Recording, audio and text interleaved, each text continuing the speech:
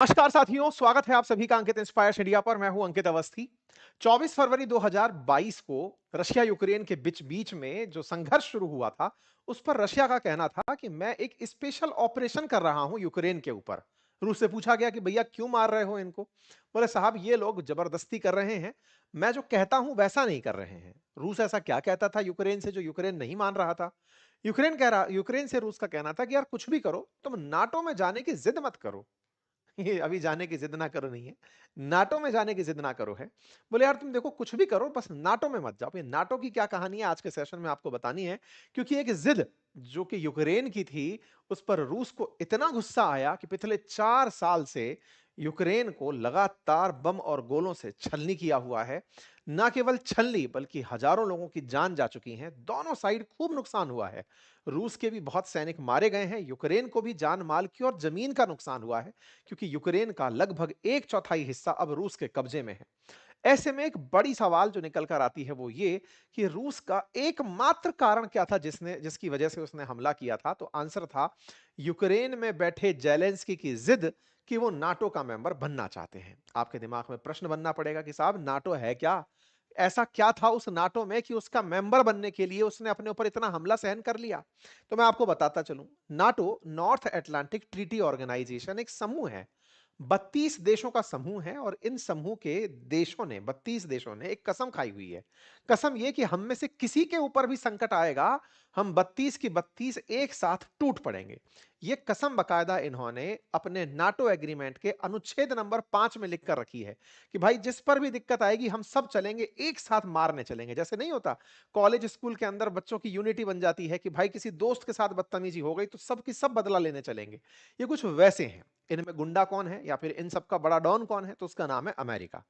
America ने अपने पिछलग्गू 32 देश खड़े कर रखे हैं, अमेरिका प्लस 31, कुल 32 देश हैं, जिन्होंने कस्में खा रखी हैं कि अगर कुछ भी हुआ तो हम सब साथ चलेंगे। अब बड़ा सवाल ये बनता है, अमेरिका ने इन गुंडों का समूह क्यों बनाया? इस तरह से इसने अपने बीच में लोगों को क्यों शामिल किया? तो इसकी भी कहानी जान लीजिए।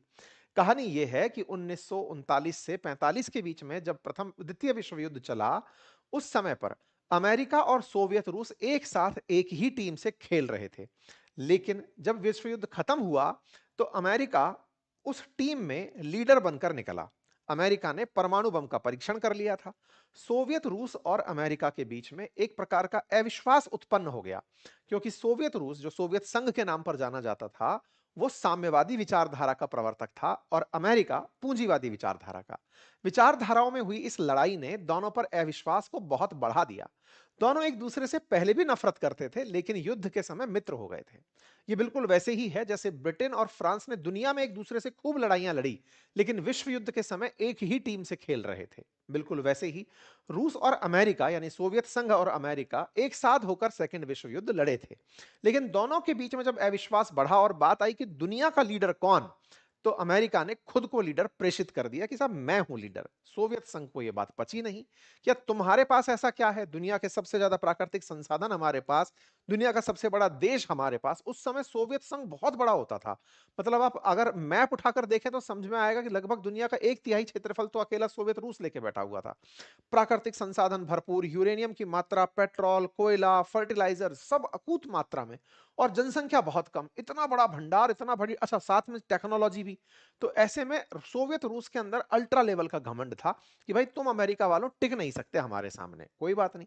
इस ईगो फाइट के अंदर, सोवियत रूस और अमेरिका की फाइट के अंदर गुटबंदी होना शुरू हुई दुनिया में द्वितीय विश्व युद्ध के बाद में। इस गुटबंदी को ही असल में लोग ना शीत युद्ध के नाम से जानते हैं। अमेरिका ने अपने साथ में 1949 में लोग जोड़ना शुरू किए और कहा कि सुनो, अटलांटिक ओशियन के उत्तर में रहने वालों एक साथ आ जाओ। कल को सोवियत रूस के खिलाफ अगर हमें एक साथ हमला करना पड़ा तो मिलके करेंगे। बाकी लोग अमेरिका की बातों में क्यों आ गए? क्योंकि उन्हें डर था कि सोवियत रूस यूरोप के देशों को खा जाएगा। इसलिए सब लोग एक हो गए। तो यह समझिए कि यूरोप के बहुत सारे देश सोवियत संघ से डर के अमेरिका वाले खेमे में चले गए। अब सोवियत रूस संघ को लगा यार हम तो खुद ही बहुत बड़े देश हैं, लेकिन चलो फिर अपना भी एक ग्रुप बनाते हैं। इन्होंने अपना ग्रुप बनाया वारसा ट्रीटी ऑर्गेनाइजेशन के नाम पर, कि जो हमारी विचारधारा से सहमत हैं वो हमारे ग्रुप में आ जाओ। हमसे पूछा गया, इंडिया ताजा ताजा आजाद हुआ 1947 में, हमसे पूछा गया कि आओगे हमारे ग्रुप में। नाटो वालों ने पूछा, सोवियत वालों ने पूछा, हमने कहा नहीं साहब, तुम दोनों फिर ग्रुप बनाकर युद्ध लड़ोगे और हम युद्ध लड़ना नहीं चाहते। 200 साल गुलाम रह लिए, अब खुद से खड़ा होना चाहते हैं। और हमने एक अलग ग्रुप बना लिया जिसका नाम था नॉन अलाइन मूवमेंट, जिसे कहते हैं गुट निरपेक्ष आंदोलन। और हमने नेहरू जी के नेतृत्व में 5 बड़े राष्ट्रों ने मिलकर के एक अलग आंदोलन छेड़ दिया कि सुनो भाई, हम बड़ी मुश्किल से अभी बाहर निकले हैं गुलामी से, हमें अब ग्रुप में नहीं शामिल होना है, हम सबके साथ रहेंगे। चलो तो हम तीसरे धड़े के लोग हो गए, हमसे किसी को कोई फर्क भी नहीं पड़ा। अमेरिका वाले और रूस वाले अपने इन ग्रुपों को लेकर आगे चलते रहे। इन्हीं ग्रुप्स में से 1991 में सोवियत रूस 15 देशों में टूट जाता है। 15 देशों में सोवियत रूस का टूटना अमेरिका की जीत कहलाता है। उन 15 देशों में से एक देश यूक्रेन था। वो यूक्रेन जो आज भी एग्जिस्ट करता है, ये यूक्रेन जो सोवियत रूस का हिस्सा हुआ करता था, और सोवियत रूस यानी कि सोवियत संघ, उसका सबसे बड़ा देश निकलकर आया रूस। उस रूस ने यूक्रेन से कहा कि कुछ तो इज्जत रखो यार, हम 1991 में टूटकर अलग हुए हैं माना, समझ में आया, लेकिन यार जिन्होंने हमें तोड़ा तुम उनसे जाकर मिल रहे हो, ये तो बहुत बड़ी बेइज्जती है। भाई नाटो ही तो था जो सोवियत संघ को तोड़ना चाहता था, हमें 15 देशों में तोड़ दिया, तुम्हें थोड़ी भी शर्म नहीं आई? तुम्हें नहीं जाना चाहिए। ऐसा कहकर रूस में बैठे पुतिन ने यूक्रेन को समझाया। सर यूक्रेन में कौन बैठा था? यूक्रेन में 2019 के अंदर एक कॉमेडियन जिसका नाम है व्लादिमीर जेलेंस्की, वो राष्ट्रपति बनकर आए थे। पेशे से कॉमेडियन राष्ट्रपति बन गए थे और आते ही कॉमेडी शुरू कर दिए। कॉमेडी इस बात की कि यूक्रेन को नाटो में मिल जाना चाहिए ताकि हम रूस से अलग और सुरक्षित रहेंगे। नाटो में मिल जाना चाहिए का मतलब है कि हमें अगर किसी ने हाथ लगाया तो 32 और जो देश हैं वो आकर हमारी हिफाजत करेंगे। बस फिर क्या था, जेलेंस्की ने इस बात की जिद पकड़ ली। 2019 में पकड़ी इस जिद से रूस में बैठे पुतिन चिढ़ने लगे। उन्होंने कहा बाकी कुछ भी कर लो, ये मजाक भी नहीं सहन होगी, तुम्हारा नाटो से प्रेम हमें सहा नहीं जाएगा। लेकिन यूक्रेन तो यूक्रेन था। जेलेंस्की को लगने लगा कि रूस तो क्या ही करेगा हमारा, हम तो नाटो के साथ मिल जाएंगे, अमेरिका और यूरोप के देश हमें बचा लेंगे, हमारा क्या ही उखड़ जाएगा। कोई बात नहीं साहब, इन्होंने अपनी तरफ से घोषणा कर दी कि मैं तो साहब जाकर के नाटो में जुड़ूंगा। उस समय अमेरिका के राष्ट्रपति होते थे बाइडेन, जिन्होंने इन्हें सपना बेचा था कि देखो, अगर रूस और यूक्रेन में कोई संघर्ष नहीं है तो हम तुम्हें नाटो में जोड़ लेंगे। नाटो में जुड़ने की शर्त बोले ये है कि जो देश जुड़ना चाहता है वो युद्ध में शामिल ना हो, मतलब जिस समय युद्ध चल रहा हो उस समय हमारे साथ ना आए, फिर तो ये युद्ध से बचने का एस्केपिज्म समझ में आएगा। तुम युद्ध खत्म कर लो और फिर हमारे पास आ जाना। तब तक ये युद्ध लड़ नहीं रहे थे, ये केवल बयान कर रहे थे, लेकिन पुतिन इसका इशारा समझ चुके थे कि अगर यूक्रेन पर बम गोले बरसाए तो नाटो की शर्त पूरी नहीं हो पाएगी। नाटो की शर्त क्या है कि देश अगर युद्ध में है तो उसे साथ में नहीं लिया जाएगा। पुतिन इस बात को समझ गए और जेलेंस्की को फरवरी 2022 में ही इनकी जिद के चलते ठोकना पीटना शुरू कर दिया। आज की सुर्खी क्या है जिसके चलते हम सुर्खी के चर्चा कर रहे हैं? फरवरी 2022 से यूक्रेन और रूस लड़ रहे हैं, लेकिन आज की खबर यह है कि यूक्रेन ने कहा है कि वो नाटो में शामिल होने की जिद छोड़ सकते हैं। ये बात कहां से निकलकर आई आज के सेशन में बताएंगे। साथ में यह भी बताएंगे कि जेलेंस्की आखिर मजबूर क्यों हुए छोड़ने के लिए और इसके बदले उन्हें मिला क्या है। क्या हम ये मान लें कि जब आप अपनी जिद ही छोड़ रहे हो तो ऐसे में रूस या यूक्रेन का युद्ध रुक जाएगा? रूस यूक्रेन के युद्ध को रोकने में असल में क्या ट्रंप कामयाब होने जा रहे हैं? आज के सेशन में इस पर विस्तार से चर्चा करेंगे, क्योंकि इस तरह की बात सुनकर तो पुतिन ही विजेता दिखाई पड़ते हैं, क्योंकि जिसने जिद की थी वो जिद छोड़ दे तो भाई साहब कूटने वाले में ज्यादा दम रहा होगा, क्योंकि यूक्रेन नाटो की सदस्यता छोड़ने के लिए तैयार हो गया है। मेरे प्यारे साथियों, नाटो के बारे में डिटेल में जानकारी हमने दी है, आप इसे हमारी वेबसाइट पर ankit-inspiresindia.com पर जाकर पढ़ सकते हैं। हमने डिटेल में जो जानकारी साझा की है यह आपको पढ़ने के लिए भी उपलब्ध कराई जाती है। नाटो के बीच का जो एग्रीमेंट है, जो कि फिफ्थ अनुच्छेद नंबर 5 के अंदर किया हुआ है, उसके द्वारा आज तक केवल एक ही बार 32 की 32 देशों ने आम सहमति से एक ही युद्ध लड़ा है, जो कि अफगानिस्तान का युद्ध है, जो कि अमेरिका पर हुए 9/11 हमले के बाद किया गया था।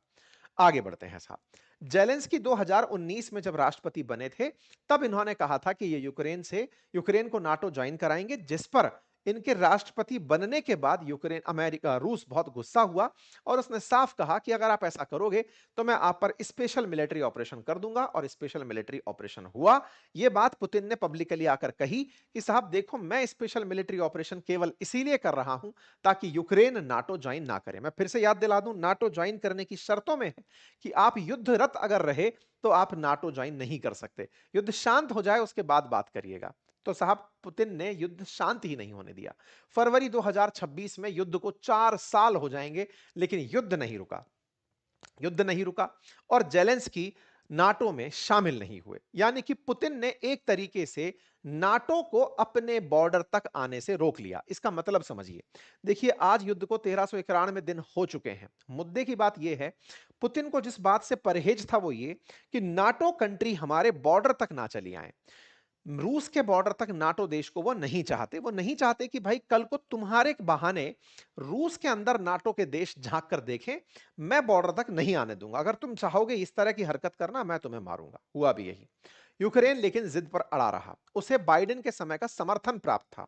यूरोप के देश उसी के साथ उसकी राग में राग मिलाकर बोलते थे कि जेलेंस्की तुम्हारी जिद तो सही है, लेकिन तुम्हें नाटो ज्वाइन करने से पहले युद्ध समाप्त करना होगा।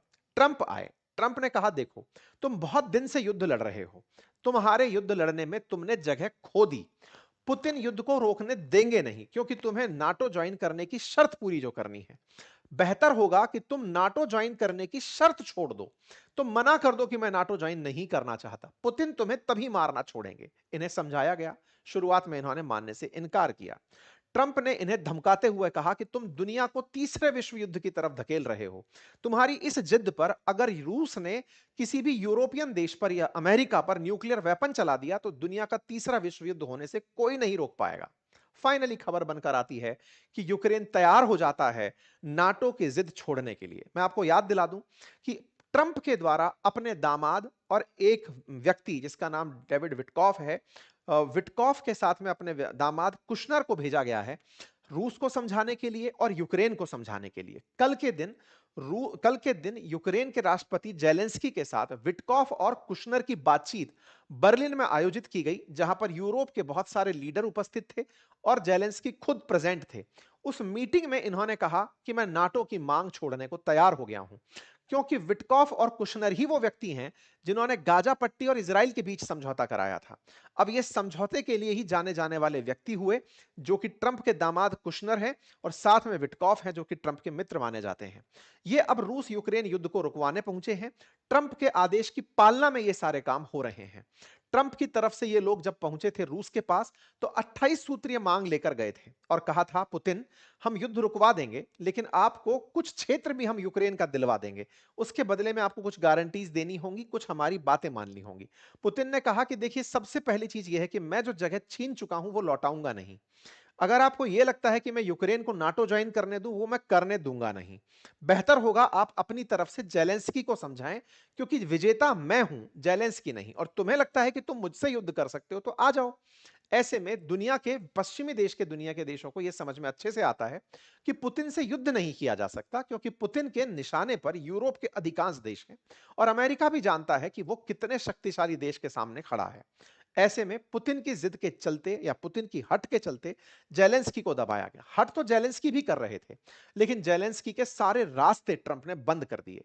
पहले इनसे इनके संसाधन छीन लिए, इसके बाद में इनकी पब्लिक में बेइज्जती करी, उसके बाद में यूरोपियन देशों को समझाया कि तुम जेलेंस्की का साथ नहीं दोगे, अगर तुम साथ दोगे तो फिर तुम ही सुरक्षा की गारंटी दोगे। अब हुआ भी यही। जेलेंस्की बोले कि सर मैं नाटो की सदस्यता नहीं मांगूंगा, लेकिन कम से कम मुझे कोई तो अश्योरेंस दे दो कि मैं सुरक्षित रहूंगा।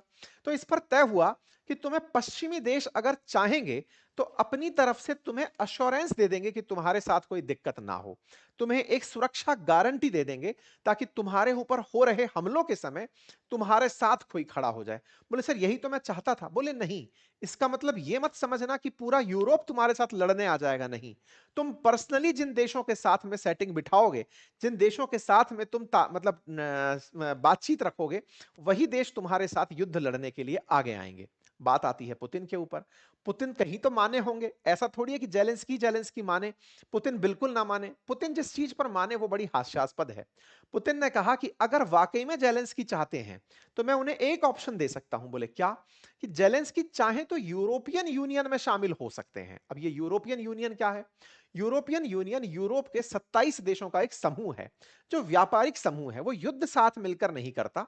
उन्होंने नाटो की तरह आर्टिकल 5 नहीं बना रखा, जिसमें एक साथ लड़ने की जिम्मेदारी हो। नहीं, ये एक व्यापारिक समूह की तरह बनकर चलने वाला समूह है 27 देशों का, जिसमें एक देश दूसरे देश की मदद की गारंटी देता है कि हम लोग ट्रेवल्स में मदद करेंगे, व्यापार में मदद करेंगे, एक दूसरे के साथ डील करने में, फ्री ट्रेड करने में आसानी रखेंगे।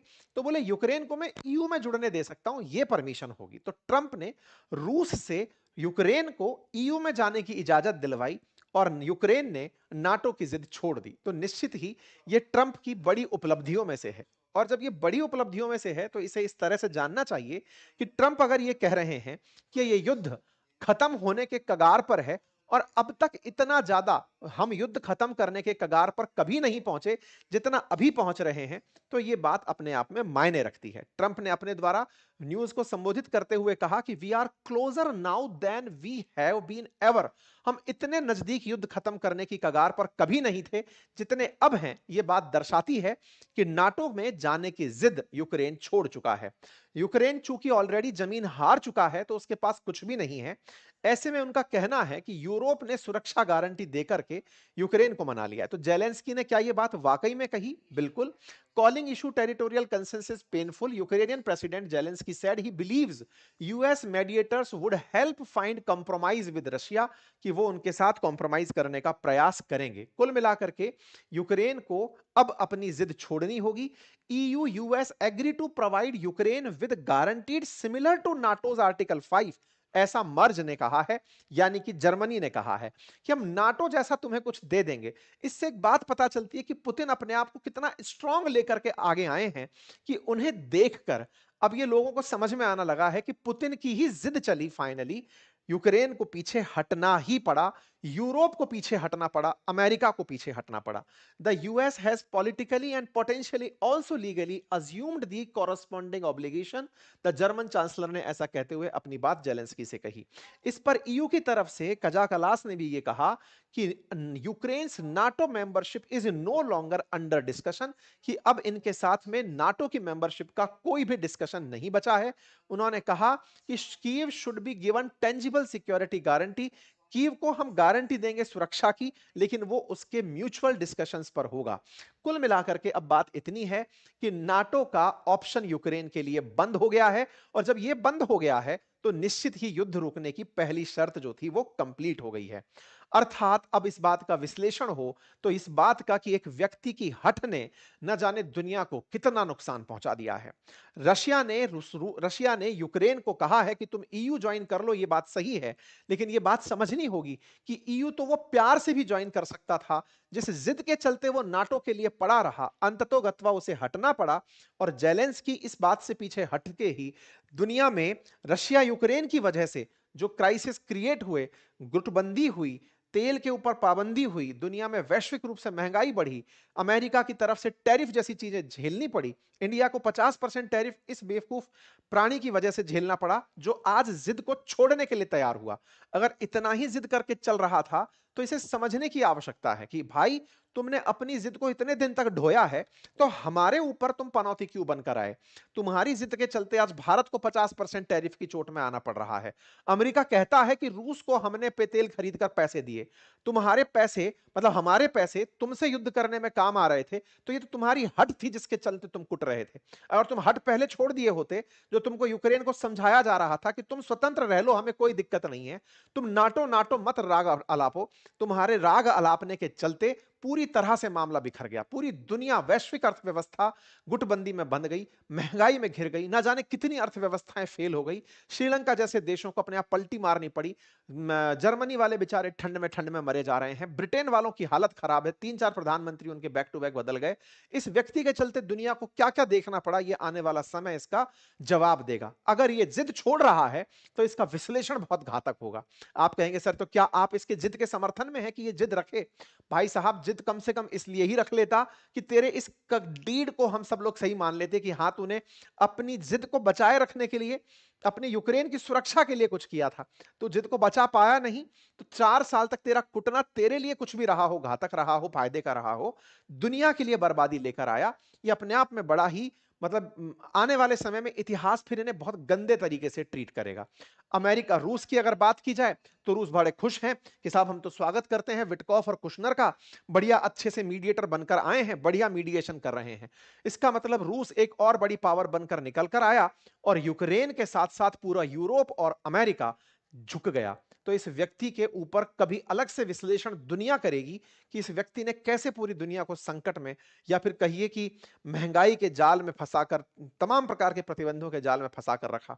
खैर फिलहाल ये जल्दबाजी होगा ये कहना कि ये युद्ध खत्म हो रहा है, लेकिन आज सुबह की ये जो तस्वीर है, जिसमें आप ये है कुशनर, ट्रंप के जो दामाद हैं, और ये विटकॉफ हैं, इनके साथ में जेलेंस्की जो आपको दिखाई दे रहे हैं, ये बर्लिन में है। जेलेंस्की पहली बार इन लोगों से मुलाकात करके इन सबके साथ तस्वीर खिंचाते हुए दिखे। आप इस तस्वीर को देखकर पहचान सकते हैं, जर्मनी से, ईयू की तरफ से, फ्रांस की तरफ से तमाम प्रतिनिधि जो हैं यहाँ पर आए हुए हैं और वो इनको समझाने के लिए ये विटकॉफ और कुशनर पहुंचे हुए हैं। यहाँ पर इटली वाली मेलोनी मैडम भी पहुंची हैं और ये सब इनको समझा दिए हैं कि तुम यार गजब जिद किए थे, तुम्हारे चक्कर में सब की सब लाइन से खराब हो गए। खैर अब जो भी है, अगर ऐसा हुआ है तो निश्चित ही ये बड़ी खबर होगा। इस बात को मान लेना कि इसने नाटो की जिद छोड़ दी, ये मानकर चलिए कि नाटो की जिद छोड़ना ही युद्ध रुकवाने की पहली सीढ़ी के समान होगा और यूक्रेन के लिए ईयू में शामिल होना कम से कम कुछ, जैसे होता है सांत्वना पुरस्कार कि तुम दौड़े थे, दौड़ने का पार्टिसिपेशन करने के लिए लीजिए तुम्हें कुछ दिया जा रहा है, वैसा होगा। हालांकि आने में यूरोप इसको इस तरह से दिखाएगा कि यूक्रेन के लिए यह भी एक बड़ी विन है कि वो ईयू में शामिल हो गया, क्योंकि खुद की इज्जत थोड़ी बहुत तो बचानी होगी। फिर फिलहाल के लिए इतना ही। रूस लेकिन अभी भी चाक चौबंद है, बढ़िया से सुखोई 34 तैनात कर दिए यूक्रेन के बॉर्डर पर कि देख लो भाई, तुम्हारा ये सब ड्रामा व्रामा खत्म हो जाए तो बताना, उसके बाद हम फिर से डिसाइड करेंगे क्या कर सकते हैं। ठीक है साहब, तो फिलहाल के लिए इतना ही। जानकारी पसंद आई हो तो साथियों से साझा करें, चैनल पर नए हैं तो सब्सक्राइब कर लें। आपसे बहुत बार ये कहना होता है भाई, आप में से बहुत सारे साथी सेशन सुनते हैं, सब्सक्राइब नहीं किए हुए हैं, सब्सक्राइब का बटन दबा दीजिए ताकि भविष्य में हमारे आने वाले सेशंस आप तक पहुंचे। अगर आपने ऑलरेडी सब्सक्राइब किया हुआ है तो वीडियो को लाइक कर दें, अपनी राय कमेंट में छोड़ें, साथियों से सजेशन करें।